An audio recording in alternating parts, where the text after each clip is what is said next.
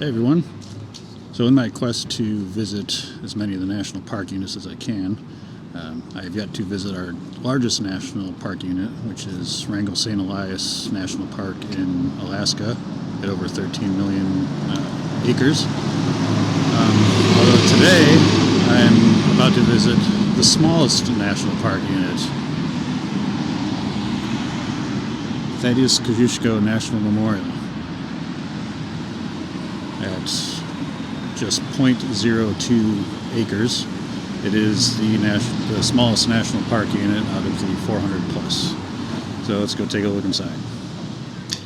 Alright, so I'm upstairs in the Kosciusko house, and right here is his bedroom, and that's the only room in the house that's actually done up like it would have been back in the day. There are some original artifacts in there. I'm not sure how much of the rest of the room is original. But aside from the museum room downstairs, and there's a little museum space here, and a small room in there showing a short film and some portraits, that's the whole park.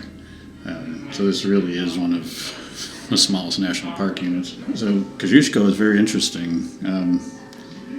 He was born in Poland and was a revolutionary there, and helping to fight the Russians and try and gaining Poland's freedom.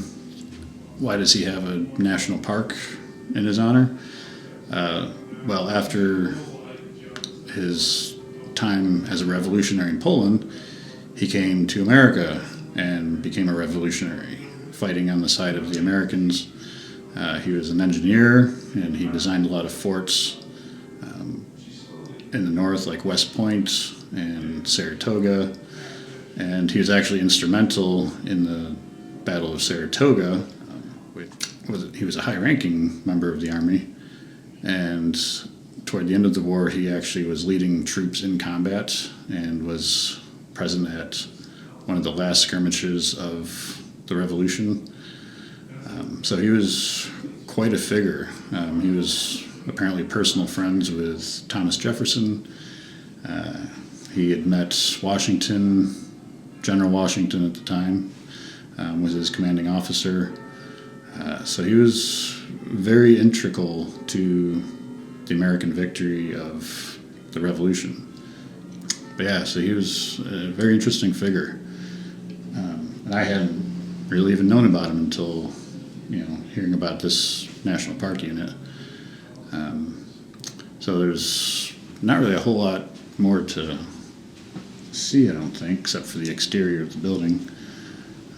But yeah, this has been a very cool short visit to America's smallest national park unit, Thaddeus Kosciuszko.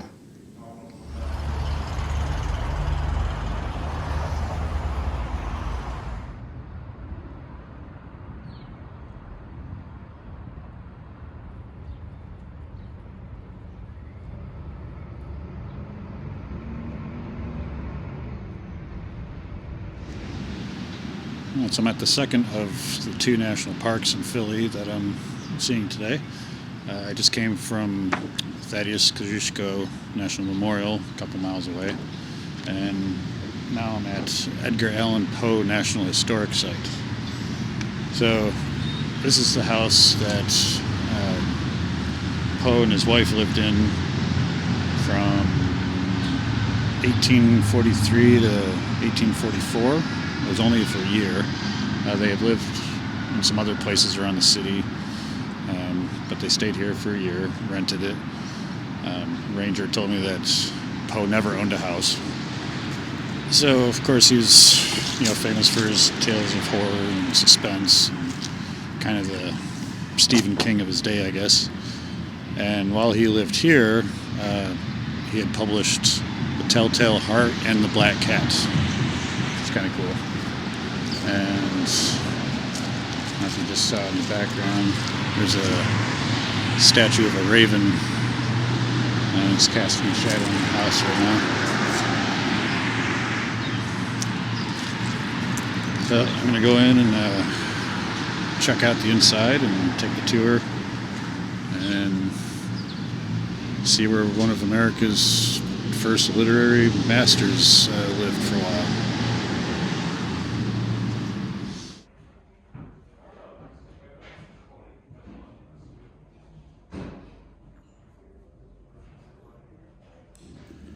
So I'm in the parlor, the front room of the house, and I was just reading that there is nothing from when Poe lived here is actually in the house anymore. So it's just empty rooms and a few paintings of what may have been here, and all these cracked walls, and it's really cool. So Poe lived here for only about a year with his wife and mother-in-law and their cat. So right now I'm in the kitchen. You know, they were not rich by any means, and they had no servants or anything like that.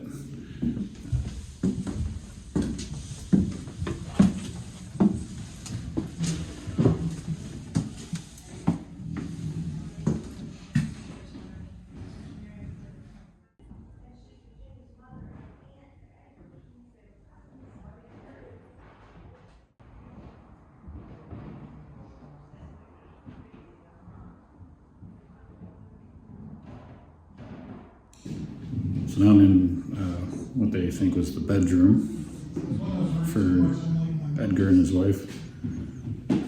The house is very loud. Like, there's people upstairs walking around, and just everything creaks, which seems appropriate, being it's the Edgar Allan Poe house. So now I'm on the top floor, and apparently this is the bedroom that his wife Virginia slept in because she suffered from tuberculosis. So I guess downstairs was just Edgar, up here was Virginia. And of course, the rooms are all very small. And this is actually a decent sized bedroom, but it's certainly not palatial or anything. And the roof has a little bit of an angle to it right here because we're up by the roof of the building. This reminds me of my bedroom as a kid. Another small room. Let's see what this was. So apparently this was Edgar's mother-in-law's room, Virginia's mom. She stayed up here and helped take care of her daughter who was suffering from tuberculosis.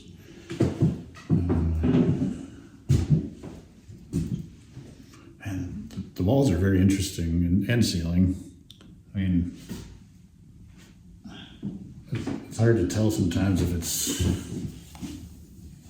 just like old layers of paint or what's going on with it. And there's definitely some like layers of plaster and stuff falling off, but they just all look very unfinished. It looks very cool.